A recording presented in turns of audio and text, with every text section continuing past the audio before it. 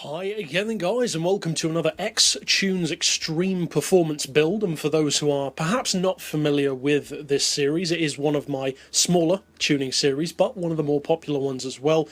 What we do is we take a car, typically a premium version, with stuff like flat floors and body kits and wings as options, and then we tune that car essentially to its maximum potential. The highest power, the lowest weight, the highest PP level, to see what it's capable of in its maximum form, with a combination of handling and straight line speed, basically trying to make the car the best that it can reasonably be. Of course, you can always make a car better, different drivers and all that kind of thing, but within reason. Now, with some of these, I do round them off, PP-wise. And this is one of those occasions. As you can see, we're actually not running it in fully tuned form, it's a little bit less, but the car in question is the Maserati Gran Turismo. I'm a huge Maserati fan, as I've said a number of times. It's a shame that we only have one to work with.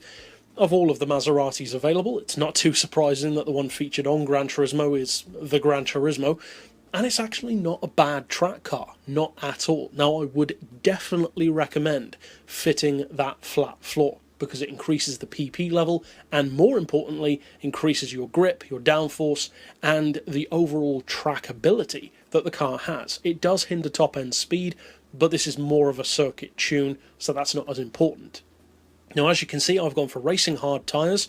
It's down to you, though. You could go for sports tyres, racing tyres, whatever you need. As far as suspension, I've got the ride height right down at 80, front and rear. You could go all the way down if you want to, but one of the reasons why I didn't is because I don't want the car to bottom out on the street. For the springs, I've increased those to 1025 and 1175. Dampers we've increased to 5, anti-roll to 4. You don't necessarily have to put that up to 4. You could leave it on 3, or even, reduce it down to 2. It's down to you, and obviously a lot of these settings are specifically designed to be very changeable based on each person who watches the tutorial.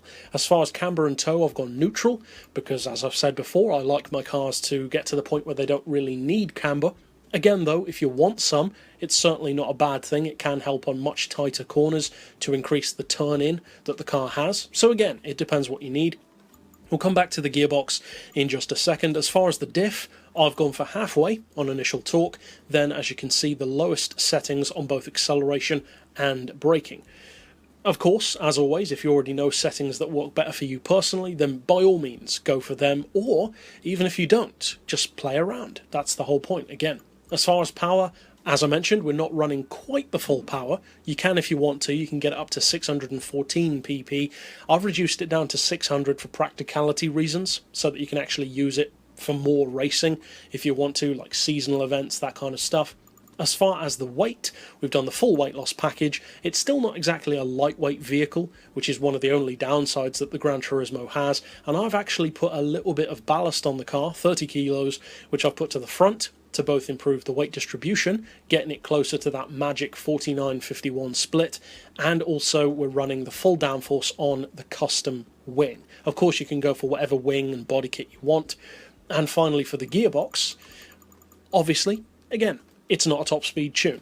Having the flat floor tells you everything you need to know about that. So I've gone for an auto setting of 205, then individual gears of 4.3, 2.8, 2050, 1600, 1300 and 1075 with a final drive of 3.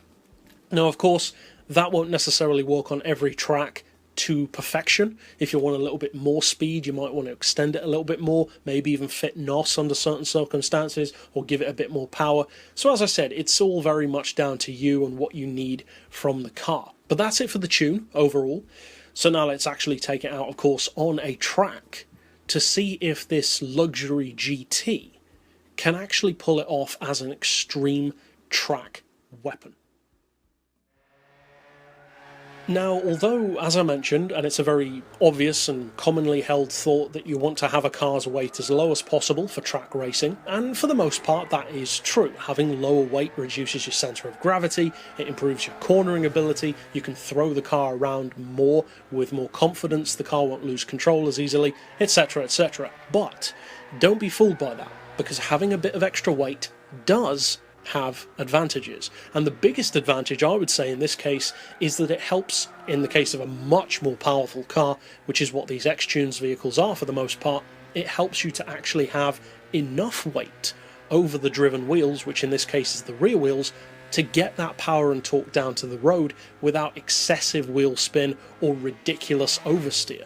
In the case of this car, with the way I've set it up, it's actually a little bit more inclined to understeer. In other words, the handling is a little bit heavier than you might expect it to be. It's not a tail-happy vehicle, it's not a drift-happy vehicle. You can get the tail out, but nothing like what you'd probably assume it would be, given you've got well over 600 horsepower in a rear-wheel drive Italian exotic. Overall, it is a superb track car, and one which is not given the respect that it deserves. So if you do decide to use this X-Tune, detune it to a different level, or even take it higher with that full power, I hope you have a lot of fun with it, and it's definitely a car which I would recommend checking out more often. But that's it for this X-Tunes build. I'll see you guys next time, and as always, thanks for watching.